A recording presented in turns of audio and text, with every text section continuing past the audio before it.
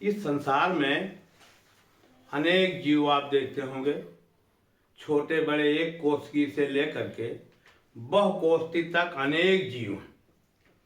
और चाहे वो दो तरह के हो सकते हैं, एक जंतु भी हो सकते हैं या वनस्पति हो सकते हैं। लेकिन सभी जीव जो है रिप्रोडक्शन या जनन करते हैं, जीवों का एक लक्षण है ये।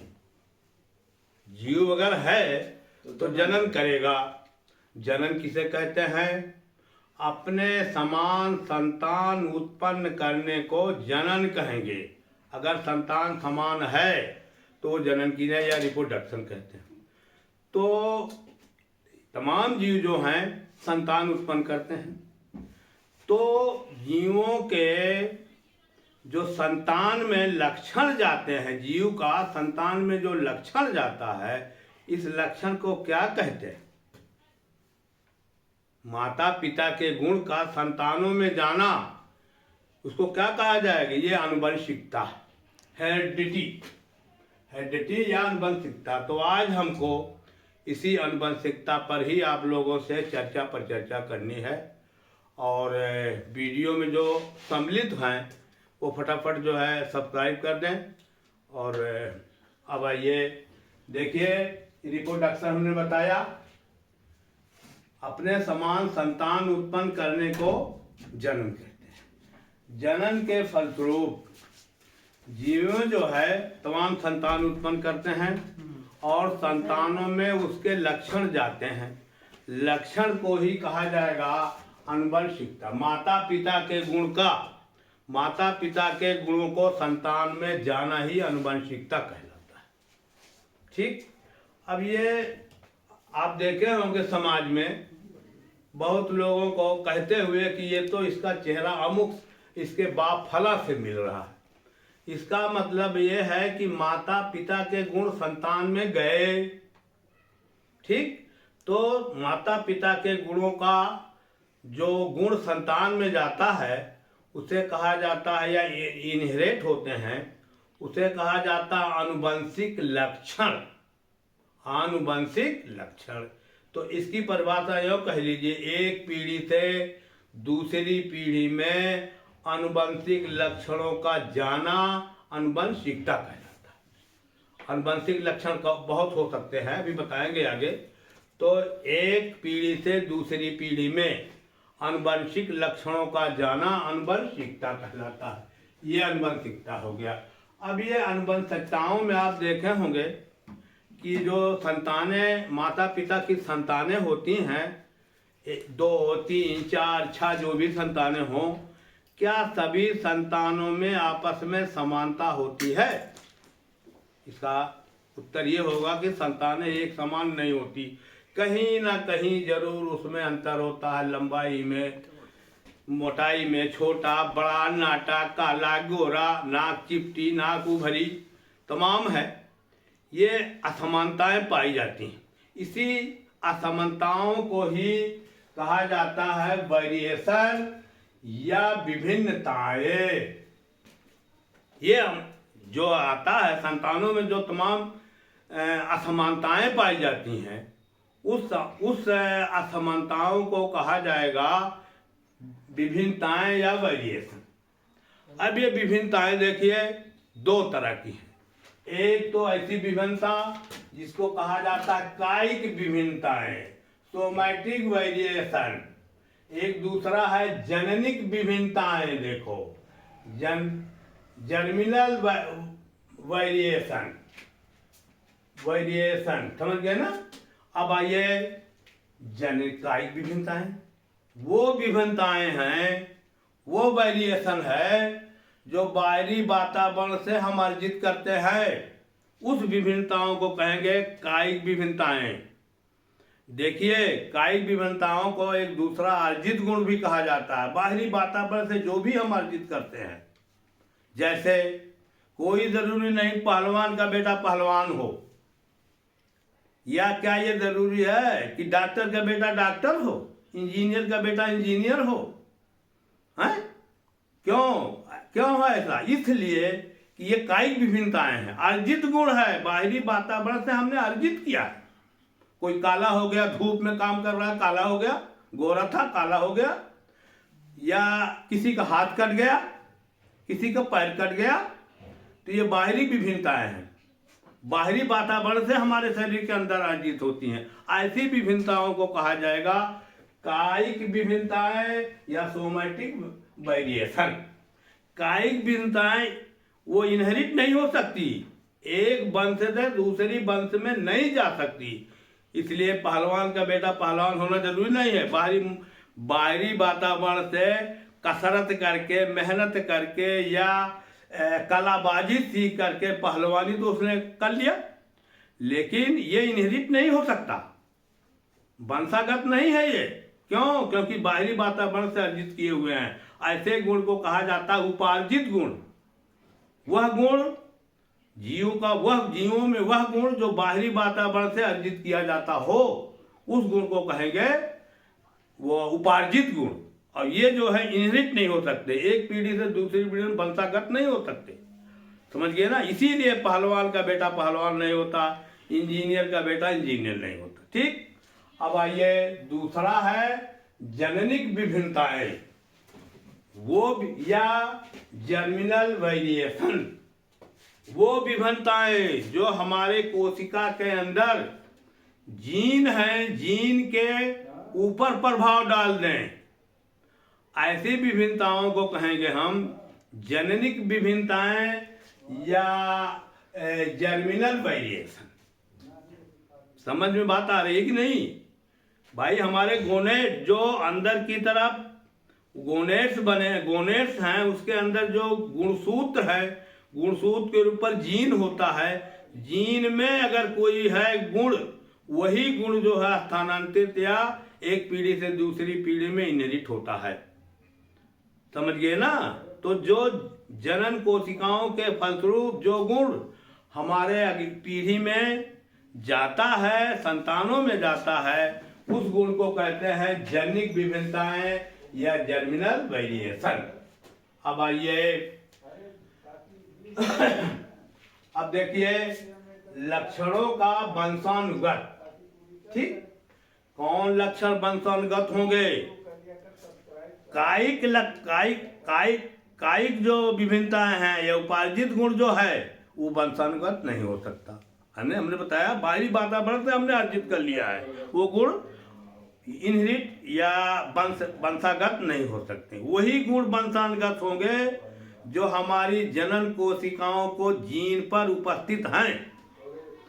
जो जीन पर जो गुण उपस्थित है, तो वही जीन जब संतान में जाएगा, जब वही मेल गैमीट्स और फीमेल गैमीट, नर कोशिका मादा कोशिका के संयोग से संतानें बनती हैं, तो नर कोशिका और मादा कोशिका, मेल गैमीट्स और फीमेल गैमीट्स पर जो जीन है, वो जीन जा करके संतान के अंदर जो है वो पहुंचेगा।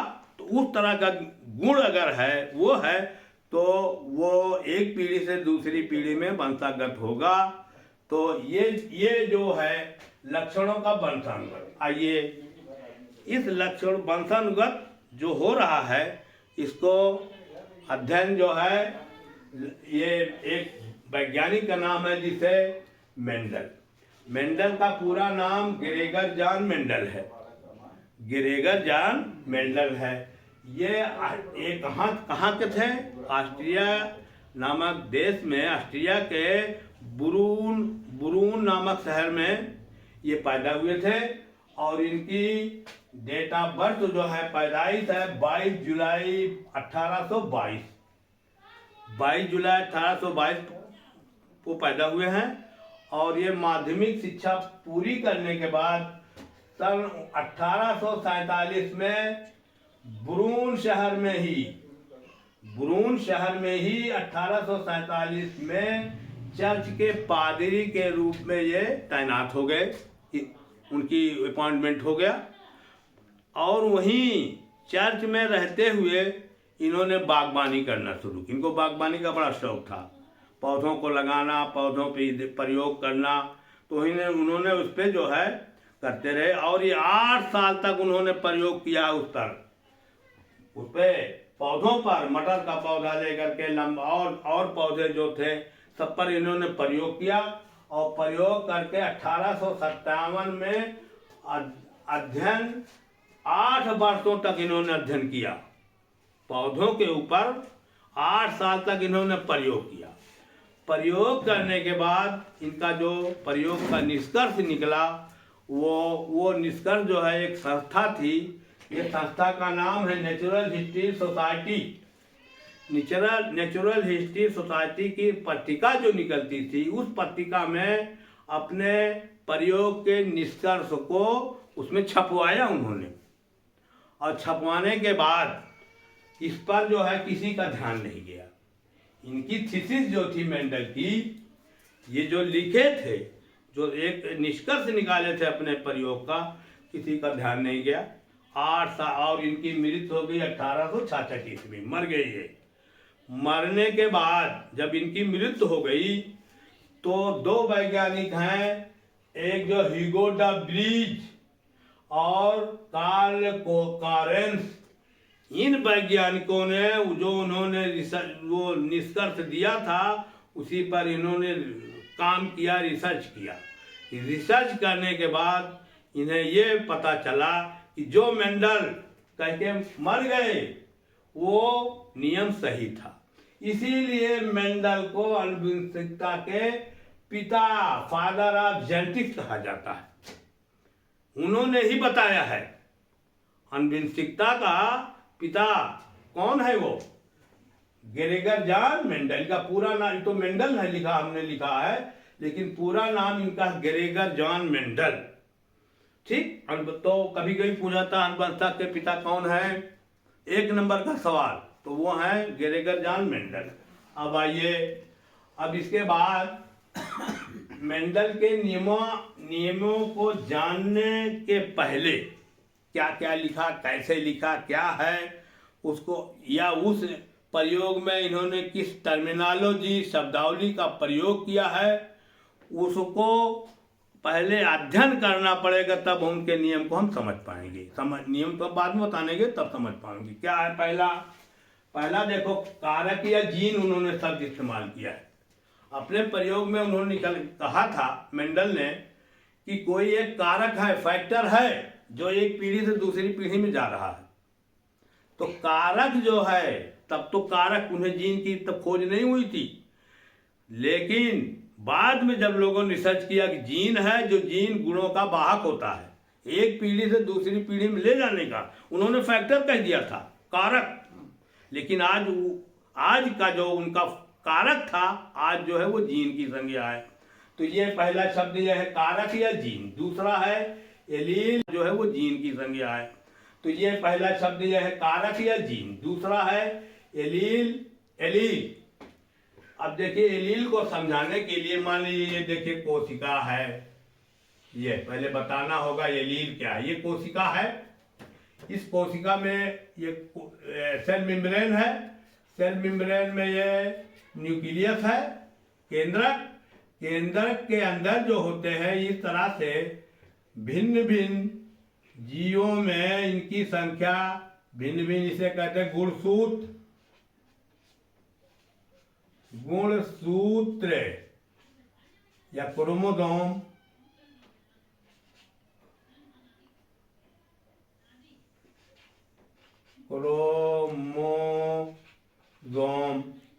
है ना, क्रोमोसोम, इसे गुणसूत्र को। अब ये देखिए, जितनी जीव हैं उन जीवों में गुणसूत्रों की संख्या भिन्न भिन्न होती है। हम मानव को ले लीजिए, मानव में गुणसूत्रों की संख्या 23 जोड़ी होती है। 23 जोड़ी, ये देखो 23 जोड़ी अर्थात 46 गुणसूत्र है ना। यहां थोड़ा सा समझाना है, तब समझ पाएंगे इसको। एलील 23 जोड़े हैं, 23 जोड़े में, और ये इसको संख्या जो है 46 गुणसूत्र, लेकिन 22 जोड़े जो होंगे वो एकदम पेयर में होते हैं। जैसे ये लंबाई में है, दूसरा भी इसी तरह लंबाई में होगा, और अगर कोई लंबाई बड़ी है तो ये भी बड़ा होगा। इसका जोड़ा देखिए, एक ये है तो उसका जोड़ा एक ये है, एक ये है तो जोड़ा, हूबहू ट्रू कॉपी होता है। लेकिन 22 जोड़ों की बात कर रहे हैं, उसका जो साथी है वो एकदम ट्रू कॉपी होगा। लेकिन 23वां जोड़ा जो होता है वो सेक्स क्रोमोसोम कहलाता है, वो उसका डिफर होगा। अगर एक इस तरह से है, लंबा है, तो एक छोटा भी हो सकता है। गुणसूत्र, अब इन्हीं गुणसूत्रों पर, अब ध्यान दीजिएगा, ये गुणसूत्र है, इन्हीं गुणसूत्रों पर उसके गुण होते हैं, जीन इसे कहते हैं, जीन होते हैं। देखिए एक जीन ये है और एक जीन ये दोनों जीन जो हैं एक दूसरे के पूरक हैं, मिल करके एक कैरेक्टर देंगे। समझ गए ना? जैसे लंबा का लिए हमने, ये टी है मान लीजिए, अब ये स्मॉल टी एक है, अरे एक स्मॉल टी हम इसको कह रहे हैं, अब बताएंगे टी और स्मॉल टी क्यों कहते हैं। ये टी स्मॉल टी हो गया है ना। तो ये लंबा के लिए गुण है, ये लंबे के लिए दोनों गुण हैं, एक दूसरे के पूरक है। एक गुण उसमें प्रकट होगा, एक गुण प्रकट नहीं होगा। इसी को कहा जाता है एलील या एलीलो, एलील इसी कहते हैं। गुणसूत्र पर वह जीन, दो जीन होंगे जो ये गुणों के वाहक हैं, अब एक दूसरे के पूरक, दोनों मिल करके एक गुण को प्रकट, लंबाई का प्रकट जो है, ये देखो ये भी और ये भी लंबाई का प्रकट, लंबाई को प्रकट करेंगे। तो इन ऐसे दो जीनों को वो जो है वो कहा जाता है एलील। समझ गए ना? तो ये एलील जो होते हैं, सुनिए, ये एलील जो हैं वो समान लंबाई वाले हो सकते हैं। अगर ये टी देखो, टी ये भी हो सकता है, टी और टी यानी लंबा है। तो ऐसे एलील को ये दोनों मिल करके सदैव किसी गुण को प्रकट, जैसे यहाँ ये दो जीनी जो इतने आँख है, आँख का रंग है या शरीर का जो भी है, वो दो जीन मिल करके, एक छोटा एक जीन, दो जीन, दोनों एक दूसरे के एलील में है, तो दोनों को आपस में मिल करके गुण को प्रकट करेंगे। नीली आँख का है तो उसमें दोनों, भूरी आँख वाला भी है, काली आँख वाला है, दोनों मिल करके काली आँख का गुण प्रकट कर रहे हैं। जैसे पौधा है, लाल मटर का पौधा है, मटर जो है लाल पुष्प है, और ये दूसरी मटर जो है वो सफेद पुष्प है। दोनों पर उसके अंदर जो जीन है, दोनों जीन मौजूद हैं। अब दोनों जीन मिल करके उसका गुण प्रकट करेंगे। लाल, अब उसमें एक प्रभावी होगा, एक अप्रभावी, एक रिसेसिव होगा और एक डोमिनेट होगा। जो डोमिनेटिंग कैरेक्टर होगा वो प्रकट होगा। जैसे लाल, अगर उसमें डोमिनेटिंग कैरेक्टर है तो डोमिनेट लाल पुष्प हमको मिलेगा। दोनों में अगर क्रॉस कराया जाए लाल और सफ़ेद वाले में, तो लाल पुष्प पड़ेगा। तो ये हो जाता है, ये दोनों गुण मिल करके वो एक दूसरे के पूरक होते हैं। दोनों जीनों को कहा जाता है एलील। समझ गई बात? यानी एक ही कैरेक्टर के दो वाहक जीन होते हैं, दोनों एक दूसरे के पूरक होते हैं। किसी गुण को प्रकट करने के लिए दोनों जीन मिल करके गुण को प्रकट करते हैं। ऐसे जीनों को एलील कहते हैं। सभी कुछ एक जीनी भी हैं, जैसे कान की लुनकुरी, एक जीन से ही इसका कैरेक्टर होता है। तो ऐसे आगे बताएंगे हम। उसके बाद आइए, एलील हो गया, ये कारक हो गया, अलील हो गया। तीसरा समयुग्मी और विषमयुग्मी, होमोजाइगस एंड हेटेरोजाइगस। अब यही देखिए, समयुग्मी किसे कहेंगे? अगर वो जो पेरेंट हैं उनके जीन आपस में एक ही तरह के हैं। देखिए जैसे ये टी होता, ये टी होता, यहाँ भी है, ये है, ये कैपिटल टी यहाँ भी, कैपिटल टी यहाँ भी है जीन, देख रहे हो ना। तो इसे कहा, इससे जो भी युग्मक बनेंगे, एक टी इधर बना और एक टी इधर बना, गैमिट्स जो बनेंगे, एक टी यहाँ बना, एक टी ये बना, तो इसको कहेंगे समयुग्मी। दोनों गैमिट्स, दोनों युग्मक। देखिए जब देखिए इस तरह समझिए, जैसे जनन कोशिकाएं हैं, जनन कोशिकाएं से वो बनते हैं, जनन कोशिकाओं से गैमिट्स युग्मक, नर युग्मक मादा युग्मक। जैसे मनुष्यों में देख लीजिए, स्पर्म मान लीजिए बन रहे हैं, तो स्पर्म में तमाम स्पर्म होंगे। अगर आप समगैमी, तो उसे मनुष्य समगैमी नहीं हो सकता, ये जान लीजिए। पौधों में है, पौधों में हो सकता, मनुष्य तो ये कि हाइब्रिड है, हम संकर हैं, तो समयुग्मी नहीं हो सकते इसमें। तो ये जो होता है, अगर ये समान दोनों हैं, दोनों गैमिट्स अगर दोनों युग्मक एक ही तरह के बन रहे हैं, जो उसके वो बन रहे हैं गैमिट्स युग्मक, नर कोशिका और मादा कोशिका, जिससे संतानें उत्पन्न होती है, उसे कहा जाता है गैमिट्स। तो गैमिट्स अगर एक ही तरह के होते, युग्मक एक ही तरह के हैं, तो समयुग्मी कहा जाएगा। ये देखो समयुग्मी या होमोजाइगस एंड हेट्रोजाइगस, अगर दो तरह के गैमिट्स हों। अब देखिए यही पौधा है, मान लीजिए एक पर जो है ये लंबा वाला गुण है ये, और एक में देखिए नाटा वाला गुण है। तो जब ये टी हो गया, एक लंबा वाला जीन है, एक नाटा है, एलिलोफार्म ये एलील है दोनों। तो जब गैमिट्स बनेगा तो इससे दो तरह के, एक तो टी हो जाएगा ये, और एक स्मॉल टी, ये देखो बन रहा है, एक गैमिट से एक गैमिट से युग्मक, जिसे मेल युग्मक फीमेल, और जिसमें चाहे मेल युग्मक हो चाहे फीमेल युग्मक हो, समझ गए ना। तो दो तरह के गैमिट्स बने। यहाँ तो देखिए हमेशा एक ही तरह गैमिट्स बनेंगे। ये टी है, अरे ये टी है, ये टी है, ये अरे ठीक। तो ये देखिए ये जी आपका गुणसूत्र है, इसमें एक देखिए ये है और एक ये है। ये भी क्या होगा, ये कौन सा है, ये समयुग्मी। जब इससे गैमिट्स बनेंगे तो एक पे जो है टी वाला जीन्स जा रहा है, और ये भी देखिए टी जा रहा है, दो ही तरह समान तरह के गैमिट्स बनते हैं, तो इसे कहा जाएगा ये समयुग्मी है। और ये क्या होगा, जिसमें युग्मी दो तरह के हों, उसे कहा जाएगा वो विषम युग्मी या हेट्रोजाइगस। समझ बात आ रही है? हाँ, इसको समझना। अगर समान युग्मक बन रहा है किसी भी पैरेंट में या किसी में पौधों में, समान युग्मक सब लंबा लंबा गुण सब में है, तो क्या होगा, उसके युग्मक सब लंबे ही बनेंगे, तो उसे कहा जाएगा समयुग्मी पौधा। और जिससे नाटा नाटा गुण, टी जो है नाटे के लिए हम इस्तेमाल किए हैं, तो नाटा नाटा गुण अगर बन रहा है तो समझ जाइए कि वो ये नाटा नाटा दोनों में जा रहा है, तो समयुग्मी है ये। तो समयुग्मी विषम युग्मी समझ गए। समान अगर वो जा रहे हैं गैमिट्स, तो उसे कहा जाएगा समयुग्मिक, और असमान गैमिट्स हैं तो उसे विषम युग्मी। देखिए हेट्रोजाइगस और होमोजाइगस, समयुग्मी को होमोजाइगस कहते हैं, विषम युग्मी को हेट्रोजाइगस।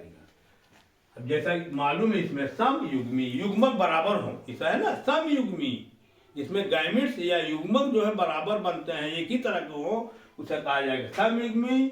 जिसमें गैमिट्स दो तरह के हों, दो प्रकार के गैमिट्स बने, तो उसे कहा जाएगा विषम। ठीक, तो ये यहां तक हो गया। अब आइए तीसरा है प्योर स्पीसीज, शुद्ध जातियां। देखिए ये है उसका, अगर पौधे को बोया जाए, प्रत्येक पीढ़ी में वही पौधा, जैसे लाल वाला हम बोल रहे हैं, और हमेशा लाल गुण का ही पौधा उत्पन्न हो, लाल पुष्प वाला ही पौधा उत्पन्न हो, तो इसे कहा जाएगा शुद्ध जात का पौधा है ये। एक ही तरह के गुण उसके अंदर पैदा हो, चाहे जितनी पीढ़ी बोइए। लाल पौधा, लाल पुष्प वाला बीज को हमने उगाया, तो फिर देखा कि उसमें भी लाल पुष्प वाला बन रहा, फिर उसको देखा तो लाल पुष्प वाला बन रहा, फिर कई पीढ़ी बोया लाल पुष्प वाला। इसका मतलब क्या हुआ कि वो शुद्ध अपनी जात का है।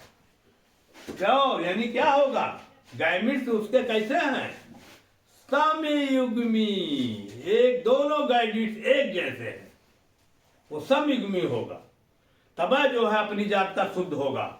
और अगर दो तरह के, अब दूसरा देखिए संकर जात किसे कहेंगे, वही है। अगर दो तरह के गायमिट्स बनेंगे, एक लंबा वाला एक नाटा वाला, तो जब इसमें क्रॉस होगा तो ये हाइब्रिड हो जाएंगे, समझ गए ना, हाइब्रिड। तो हाइब्रिड में एक लंबा वाला हो और एक नाटा वाला जीन हो, तो युग्मक में, तो ऐसे पौधों को कहा जाता है हाइब्रिड या हाइब्रिड, संकर या हाइब्रिड कहा जाएगा। यानी इसको बोवेंगे जब, यहाँ तो देखिए इसको शुद्ध जात का बो रहे हैं तो हमेशा लाल वाले को बोइए, तो हर पीढ़ी में लाल वाला पौधा प्राप्त होगा। और अगर अशुद्ध है वो, तो लाल वाले के बो दिया आपने, तो कभी सफेद पुष्प वाला पौधा बनेगा तो कभी लाल वाला बनेगा, समझ गए ना। तो इसे कहा जाता है संकर इन पौधों को, जिसमें कभी लाल बना कभी कुछ छोटा, या लंबा कोई है, कोई नाटा, लंबा और नाटा मान लीजिए है पौधा, तो उसको आपने बोया तो हमेशा अगर नाटा आ रहा है तब तो अपनी जात का शुद्ध है। वहीं में कोनो वो अगर कभी किसी पीढ़ी में लंबा आ गया तो वो, वहीं में कोनो वो अगर कभी किसी पीढ़ी में लंबा आ गया तो वो जो है वो अशुद्ध। तो यह समझ गए ना, यहाँ ये है शुद्ध जात का और संकर जात। शुद्ध जात में यह है कि चाहे जितनी पीढ़ियों बोते जाओगे, जिस गुण को आप देख रहे हैं वही गुण का पौधा प्राप्त होता, ऐसे को कहेंगे शुद्ध जात का। और संकर जात में हाइब्रिड, वो उसमें उस तरह का नहीं, कोई लाल, जैसे मान लीजिए हमने लंबा वाला का गुण लेकर बो रहे हैं, तो कहीं हमेशा लंबे नहीं है, कहीं लंबा है तो नाटा भी बन सकता है, तो इसे कहा जाएगा संकर जात या हाइब्रिड।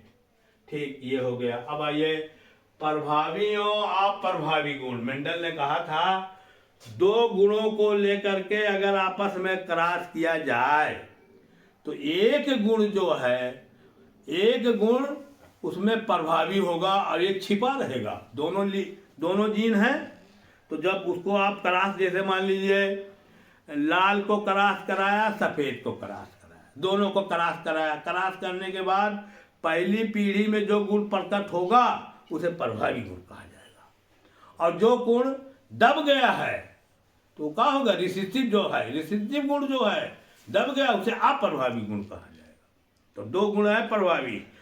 अपने दो गुणों को लेकर मान लीजिए लाल पौधा, लंबा पौधा था, नाटा पौधा, दोनों को आपस में संकर क्रॉस कराया। क्रॉस कराने पर पहली पीढ़ी में जो गुण पैदा प्रकट होगा लंबा और नाटा में, वो प्रभावी गुण होगा, और जो छिप गया वो अप्रभावी का चला गया, कहीं वो चला और नहीं गया, छिपा है। नाटे पर लंबा हावी हो गया, समझ गए ना। तो इसे कहा जाएगा प्रभावी और अप्रभावी, डोमिनेटिंग एंड रिसिस्टिव कैरेक्टर। जो गुण सफेद और लाल में डोमिनेटिंग कैरेक्टर लाल है, लंबा और नाटे में डोमिनेटिंग कैरेक्टर जो है लंबा है, और जो नाटा वाला वो छिप जाएगा, रिसिस्टिव कैरेक्टर। तो ये होता है उनकी मेंडल के उसमें। तीसरा है लक्षण प्रारूप एवं जीन प्रारूप, फिनोटाइप एंड जीनोटाइप। हमारे बाहरी आकार से देखने पर जो हमको दिखाई पड़े, जैसे वही लंबा और नाटा का क्रॉस कराया तो लंबा हुआ ना पहली पीढ़ी में, तो बाहरी आकार से देखने में हमको लंबा दिखाई पड़ रहा है, लेकिन जीनोटाइप जब हम उसकी जानेंगे अंदर क्या है उसमें विशेषता, जीनोटाइप में वो नाटा भी है। तो बाहरी आकार से जो दिखाई पड़ता है वो जो है वो फिनोटाइप कहलाएगा। फिनोटाइप जो बाहरी आकार से, कहाँ गया,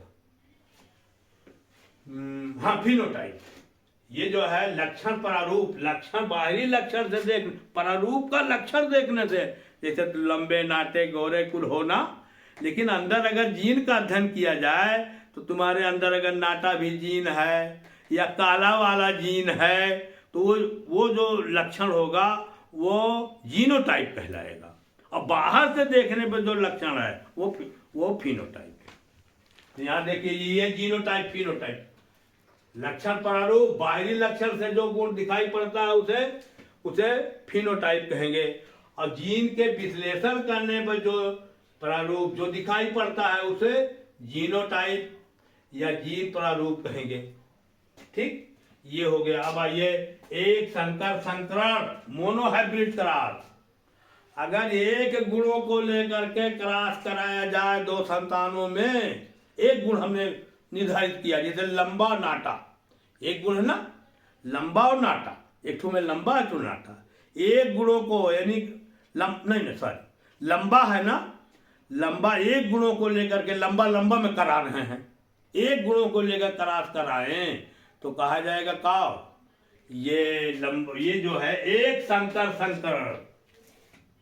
और दो दो गुणों को, जैसे बीज का रंग सफेद पीला है या सफेद पीला लिख दे, मटर के भी लीजिए पीला है बीज का रंग, ये पीला है और गोल है, पीला गोल है, ये हरा है और झुर्रीदार है, झुर्रीदार पीला गोल, यह हो गया। इसको y से प्रदर्शित करें और r से देखो तो वाई आर ये है, ये वाई आर है ना, और ये झुर्रीदार में जो है small R small I small Y, इसमें जो है ये झुर्रीदार है। देखो मटर की नहीं होती, झुर्रीदार है, लेकिन कैसा है, हरा है ये। तो इसको मान लीजिए हम जो है इसको स्मॉल वाई से प्रदर्शित करें और इसको स्मॉल आर से, ये देख रहे हो ना, पीला गोल और हरा झुर्रीदार, दो दो गुण हमने लेकर के क्रॉस कराया है। बात समझ रहे हो नहीं, दो गुण, यहां देखिए कौन एक गुण, एक तो पीला और दूसरा गोल, हरा झुर्रीदार, दो दो गुणों को डाई हाइब्रिड क्रॉस, दो दो गुणों को लेकर के अगर आपस में संकरण कराया जाए, क्रॉस कराया जाए तो इसको कहा जाएगा डाई हाइब्रिड क्रॉस। बेटा समझ लो साहब, इसमें पूछा जा सकता है सवाल, बहुत इंपॉर्टेंट चैप्टर है ये। तो इसे कहते हैं डाई हाइब्रिड क्रॉस। तो एक गुण संकरण, एक एक गुणों को लेकर के लंबा और नाटा, एक एक गुणों को लेकर के दो पौधों में क्रॉस कराया जा रहा है, तो उसे कहा जाएगा मोनोहाइब्रिड, एक गुण संकर संकरण, मोनोहाइब्रिड क्रॉस। ये देखिए है कहाँ गया, एक संकर संकरण मोनोहाइब्रिड क्रॉस, ये देख रहे हो ना। और दो दो गुणों को लेकर के क्रॉस कराया जाए तो ये क्या होगा, ये द्वि संकर संकरण, दो डाई हाइब्रिड क्रॉस। और संकर पूर्वज संकरण बैक क्रॉस, क्या है संकर पूर्वज संकरण? देखिए जो जनक है, जो पिता है, पिता से संतान जो उत्पन्न हुई है उस संतान से क्रॉस हो जाए तो क्या कहा जाएगा, बैक क्रॉस, अपनी पीढ़ी से क्रॉस हो गया। जैसे देखो इस तरह समझिए, एक बकरा है, उससे एक बच्चा पैदा हुआ बकरी से क्रॉस से, उसी के क्रॉस से। और जब बकरी का बच्चा जो मादा है बड़ा हो जाएगा, बकरी बन जाएगी, तो पूर्वज जो उसको पिता था उसी से संकर हो जाए, उसी से क्रॉस हो जाए तो बैक क्रॉस इसे कहा जाएगा। संकर पूर्वज संकरण, अपने पूर्वज से संकरण कर ले, है ना। देखिए इसको कहते हैं बैक क्रॉस। ये हो गया F1 पीढ़ी, पहली बार जो हमने क्रॉस कराया जनक पौधों में, ये जो पेरेंट है ये, और इससे जो संतान उत्पन्न हुई इसे कहा जाएगा F1 पीढ़ी, फर्स्ट जनरेशन। माता पिता हैं, उनसे जो संतान उत्पन्न हुई जो पहली पीढ़ी में, तो क्या हो जाएगा, फर्स्ट जनरेशन। उसके बाद ये देखिए F1 पीढ़ी या फर्स्ट F1 जनरेशन, तो ये जो है F1 जनरेशन है। उसके बाद फिर क्या है, F2 पीढ़ी। F2 का मतलब फिर इसके बाद जब आपस में क्रॉस कराया जाए इसमें, तो ये F2 पीढ़ी जो संतान उत्पन्न करी जाएगी, या पीढ़ी जो होगी ये F2 पीढ़ी होगी। समझ गए ना। तो ये रहा। अब यहाँ हमको बताना है, अब तो देखिए टर्मिनोलॉजी सब हो गया ना, तो ठीक, अब वो बताना है कि मेंडल ने किन किन गुणों को लेकर के क्रॉस कराया था। 8 साल तक बेचारा बड़ी मेहनत किया इसीलिए उसको क्या कहा जाएगा, उसका पिता, आनुवंशिकता का पिता कहा जाता है। देखिए यहाँ है फादर ऑफ जेनेटिक्स। अब आइए मेंडल के मटर पर प्रयोग। मेंडल ने 8 साल तक प्रयोग किया ना, और प्रयोग करने के बाद निष्कर्ष दिया था। तो सवाल उठता है वो मटर कैसा कैसा, कौन कौन गुण लिया मटर का, मटर पर प्रयोग किया था। नंबर 1 पीला में, वो पीला, चलिए अभी लिख लेंगे, पहले वो दे दें।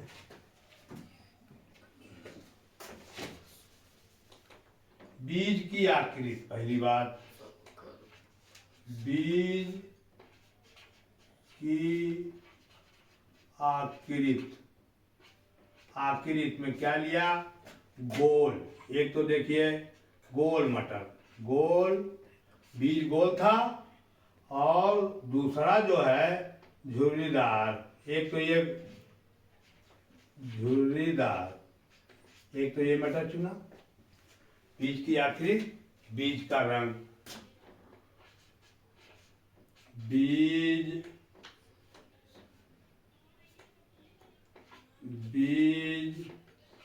का रंग, कौन कौन का रंग, कौन रंग का होता है, हरा और पीला। पीला, पीला और दूसरा हरा। एक गुण देखिए, एक गुण मटर के प्रयोग के लिए चुना। उसके बाद वो पुष्प का रंग, पुष्प का रंग, लाल पुष्प, लाल और सफेद, सफेद। पौधे में पुष्प, पुष्प का वो अक्षीय और अंतस्थी, पुष्प का रंग, पुष्प का आकार,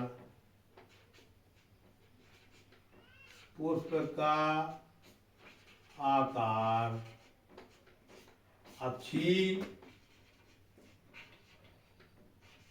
अक्षीय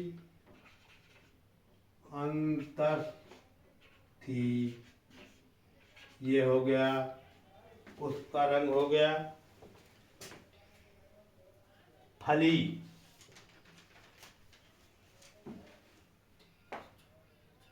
फली की आकृति,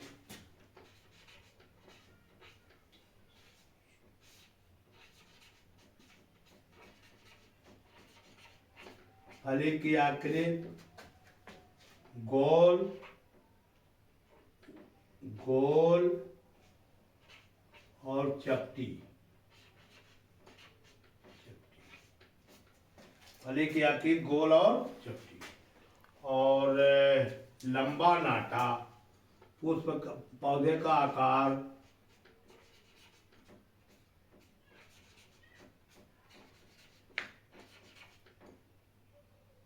आकार लंबा, लंबा नाटा। इस तरह से विभिन्न दो एक एक गुणों को लेकर के मेंडल ने करार कराया। ठीक, अब प्रयोग क्या है, कौन कौन सा नियम है, इस पे हम कल बताएंगे। अगर वीडियो पसंद आई हो तो वो लाइक कर दीजिएगा। धन्यवाद।